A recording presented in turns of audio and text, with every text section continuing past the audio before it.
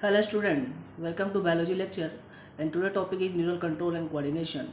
In this topic we talk about sense organ and all of you know that human body have a complex organization. It has different type of sense organ like ear, eyes, nose, skin and tongue. All of these sense organ respond different type of stimulus which belongs to external as well as internal environment. In this lecture, we talk about in detail anatomy and physiology of ear and eye. But before we understand the mechanism of action of any sense organ, when we talk about any sense organ, then we find that the sense organ has a highly specialized cell called receptor cell, and this receptor cell receive stimulus and change into nerve impulse which are carried out by brain for analyze to give response. Means कोई भी sense organ है उसके पास एक highly specialise cell है जिसको हम term देते हैं रिसेप्टर सेल. ये रिसेप्टर सेल उस स्टिमुलस में एक्सटर्नल इन्वायरमेंट में जो चेंजिंग हो रहा है उसको वो रिसीव करता है और उसको कन्वर्ट किस में करता है, इलेक्ट्रिकल इम्पल्स में. इस इलेक्ट्रिकल इम्पल्स को ब्रेन कैरी करता है और उसको एनालाइज करता है, फिर उसके अकॉर्डिंग वो रिस्पॉन्स को देता है. When we talk about type of receptor, we find that three type of receptor are present on the basis of position. First, exteroreceptor. These receptor are present on the surface of sense organ and respond to external environment like photoreceptor. This receptor are present on skin and respond to light. Second one is gastroreceptor. These receptors are present on tongue and respond to different type of taste. And third, tangoreceptor. These receptors are present on the surface of skin and respond to touch. And second type is proprioceptor. These receptors are present on the surface of muscle, tendon and joints, and these are respond to detect change in length and position of muscle. And third one is enteroreceptor. These receptors are present in our body and respond to internal environment. When we explain enteroreceptor on the basis of example, then we find that statoreceptor, this receptor are present in our ear and respond to balanced body posture. Second one is visceroreceptor. These are present in our body and respond to pain. And baroreceptor. These receptors are present in our body and respond to detect in pressure change. Like baroreceptor are present in our heart and respond to different pressure change like artery receive 120 mm Hg blood and veins receive 80 mm Hg blood. And visceroreceptor or detect pain like muscle fatigue.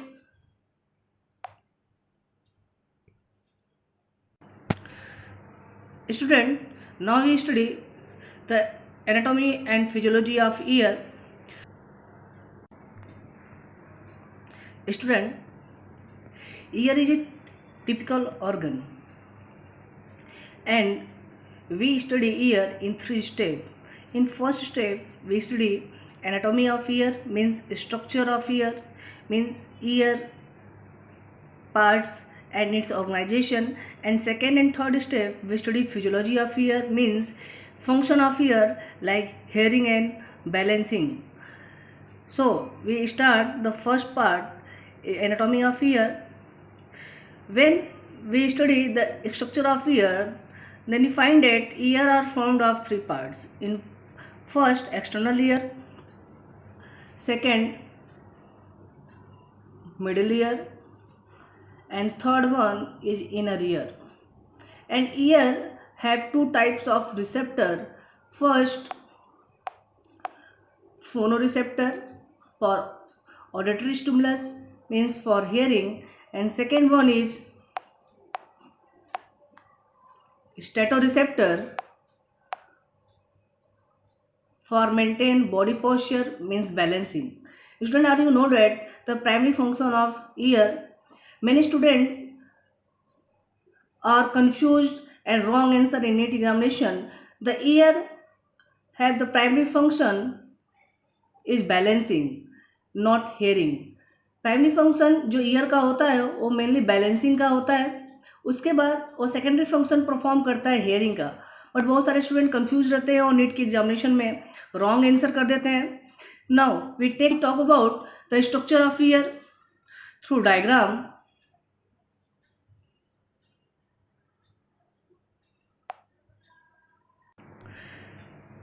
Student, यहाँ मैंने एक diagram को draw किया है. ये एक internal structure of year को बताता है.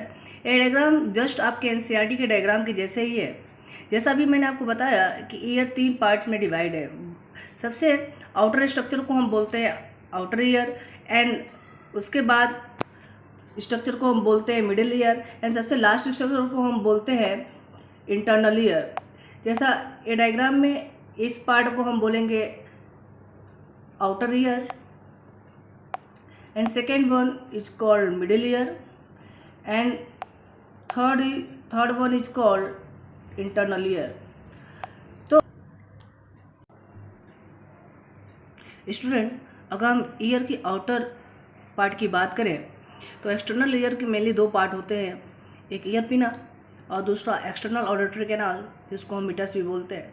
ईयर पिना जनरली बना होता है इलास्टिक कार्टिलेज का, और ये करता क्या है, साउंड वेव को कलेक्ट करता है और उसको एक्सटर्नल ऑडिटरी कैनाल में पास करता है.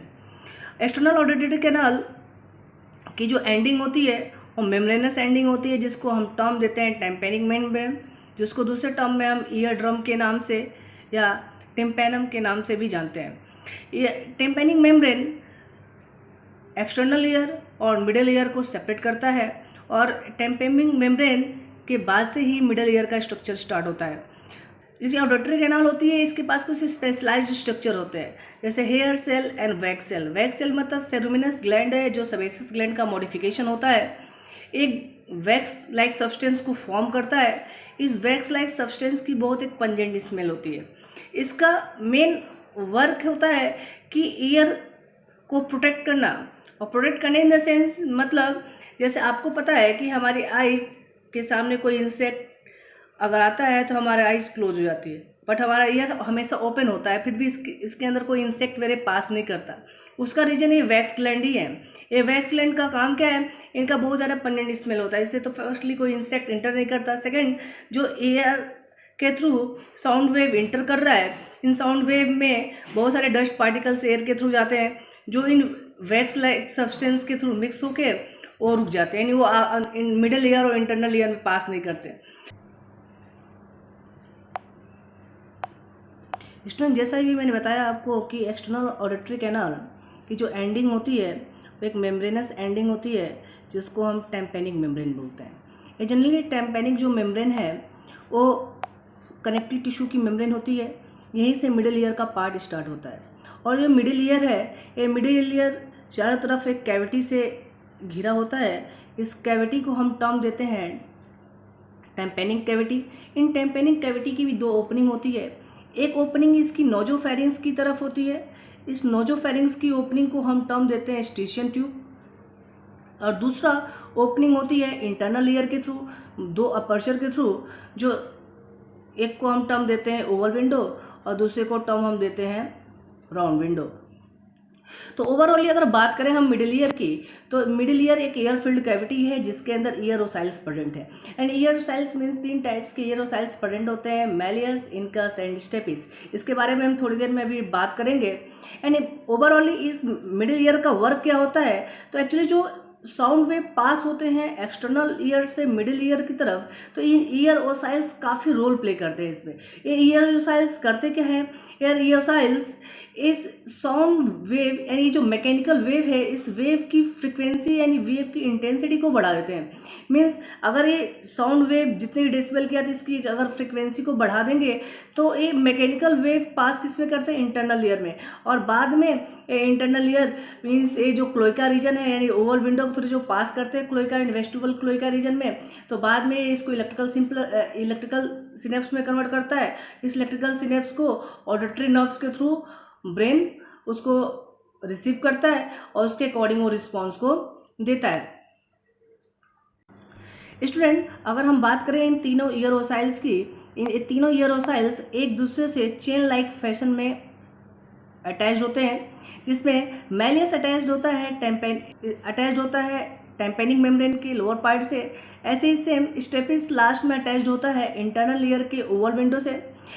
इसी के थ्रू साउंड वेव पास करता है क्लोइका रीजन में और लास्ट में ये इलेक्ट्रिकल सिनेप्स के थ्रू पहुंच जाता है ब्रेन में। ब्रेन इसके अकॉर्डिंग रिस्पॉन्स को देता है। बट फर्दर अगर हम बात करें इंटरनल ईयर की, तो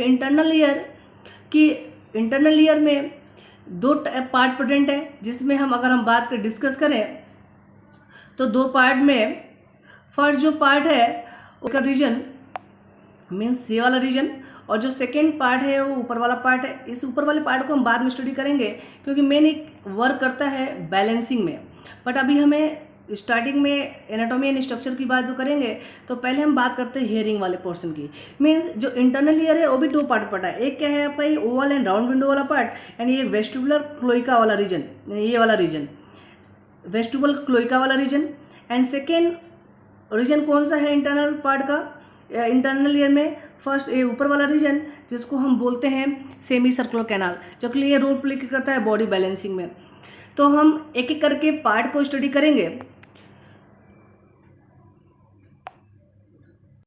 सबसे पहले हम मिडिल ईयर और इंटरनल ईयर को थोड़ा सा और सा डिस्क्राइब करते हैं। तो मैं एक छोटा सा और डायग्राम ड्रॉ किया हूँ जो मिडिल ईयर और इंटरनल ईयर को थोड़ा सा एक्सप्लेन करता है। जैसे अगर हम बात करें ये डायग्राम जो है वो मिडिल ईयर और इंटरनल ईयर का है। ये हमारा टेम्पेनिक मेम्ब्रेन है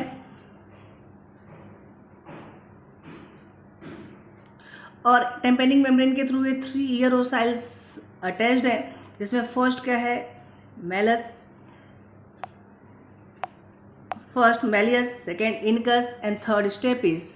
और मैलियस की जो हैंडल होती है वो किससे अटैच्ड होती है, टेम्पेनिक मेम्ब्रेन के साथ।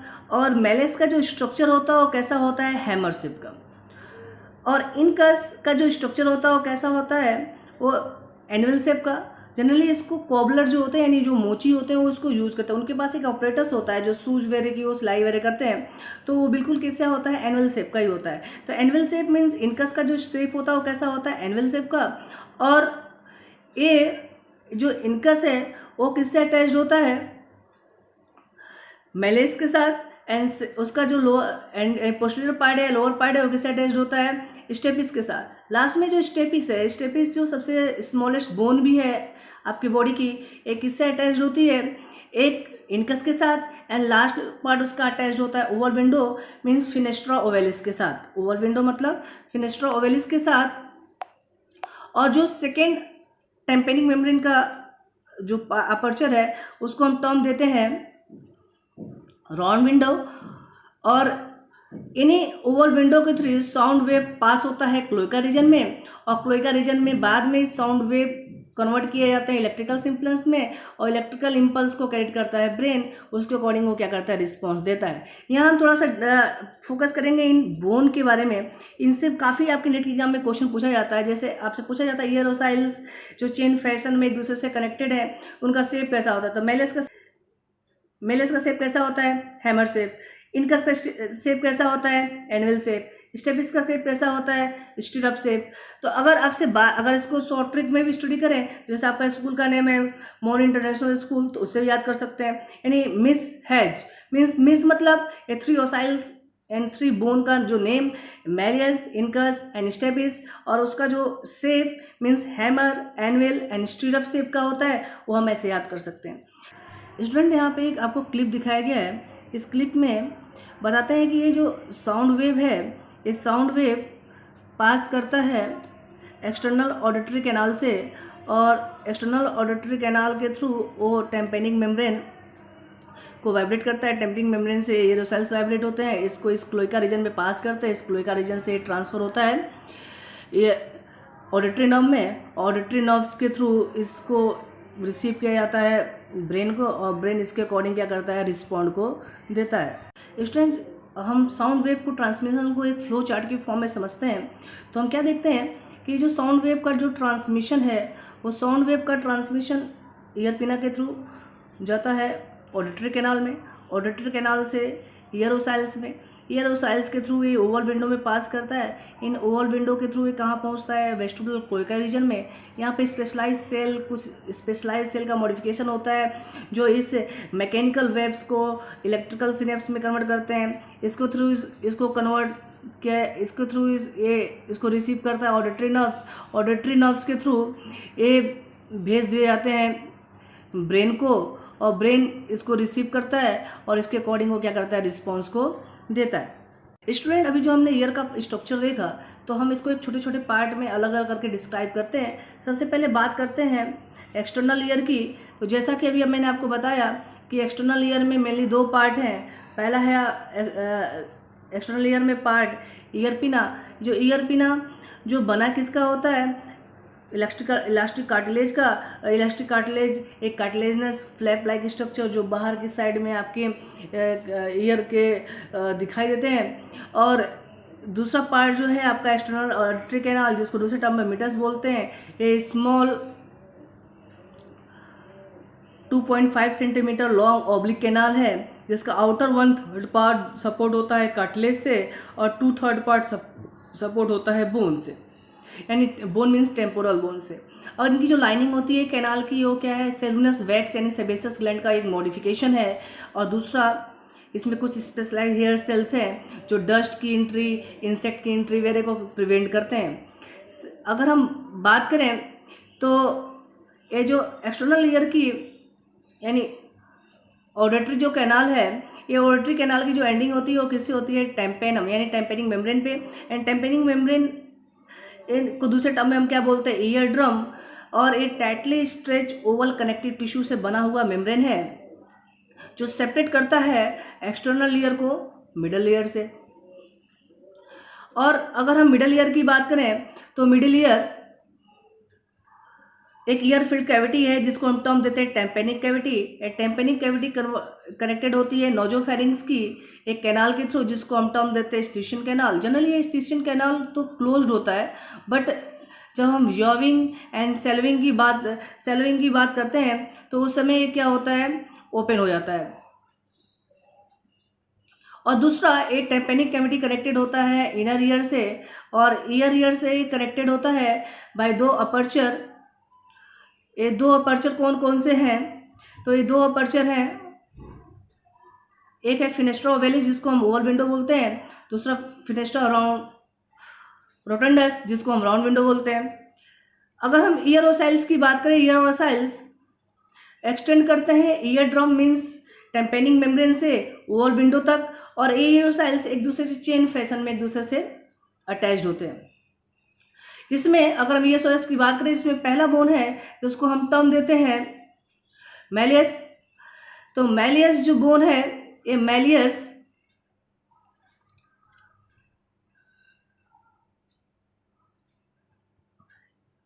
जो बोन है, ये लार्जेस्ट बोन है ईयरोसाइल्स का, जिसका शेप कैसा होता है, हैमर शेप का। और इसकी हैंडल जो होती है वो अटैच्ड होती है इनर साइड यानी ear drum means tympanic membrane से, और इस पर जो ज्वाइंट होता है यानी हैमर के हैंडल और टेम्पेनिक मेम्ब्रेन का, उसको हम बोलते हैं साइनोवियल हिंज ज्वाइंट। सेकेंड जो होता है बोन ईयरोसाइल्स का, उसको हम टर्म देते हैं इनकस, और इनकस मिडिल बोन है और ये एनविल शेप का होता है।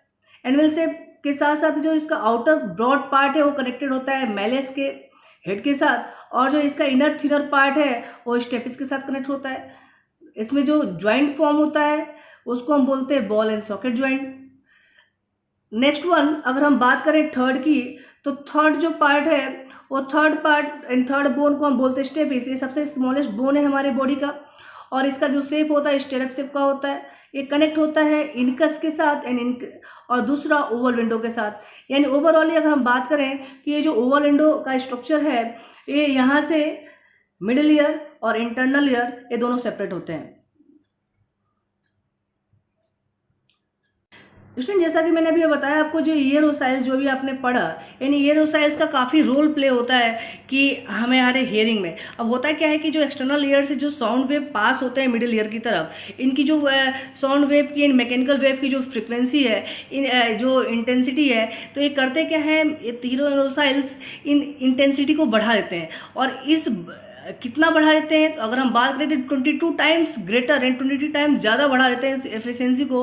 और इतना हाई एफिशिएंसी का साउंड वेव मैकेनिकल वेव पास करता है क्लोइका रीजन, इन वेस्टिबुलर क्लोइका रीजन में। एंड वेस्टिबुलर क्लोइका रीजन में पास होने के बाद ये इसको कन्वर्ट किया जाता है इलेक्ट्रिकल सिनेप्स में, और इलेक्ट्रिकल सिनेप्स में जाने के बाद, कन्वर्ट होने के बाद इसको रिसीव करता है ब्रेन, और ब्रेन रिसीव करता है ऑडिटरी नर्व्स के थ्रू। एंड ऑडिटरी नर्व्स के थ्रू ये temporal lobe and temporal lobe जो है साउंड हियरिंग के लिए, वहाँ उसको पहुँचाया जाता है। वहाँ पे ब्रेन उसको एनालाइज करता है, उसके अकॉर्डिंग रिस्पॉन्स देता है, जिसके थ्रू हमें एक्यूरेट साउंड हमें सुनाई देती है।